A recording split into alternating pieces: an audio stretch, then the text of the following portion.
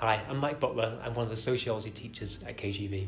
KGV offers students kind of a very mixed experience in terms of sociology, making sure that they are not only supported throughout the entirety of their kind of academic career at KGV, but also to make sure we kind of spend lots of time trying to actually get the students to link sociology to the real world.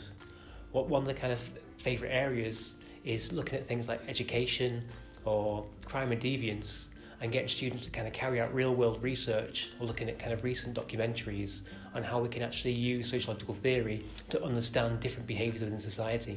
Recently, in terms of the epidemic, we're able to look at how education affects different types of groups.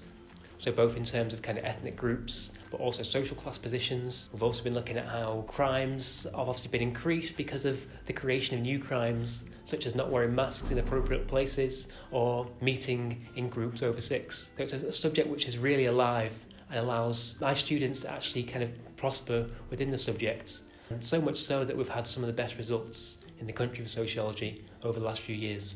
I enjoy teaching sociology because it's a subject which is constantly changing. It allows you to kind of apply it to the real world. Every day I kind of encourage my students to kind of think about what's on the news, what's been happening around them, and to try to kind of include that into their essays.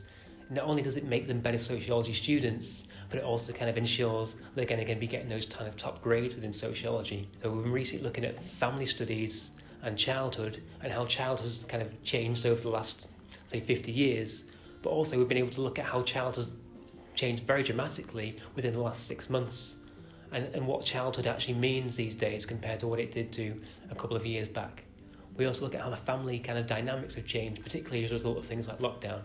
We've also looked at statistics in relation to victimisation, things like domestic abuse, but we look at kind of interviews that have been carried out with people, and again how different circumstances in the family allow us to see what's actually happening and the reasons why these things happen to certain groups of people.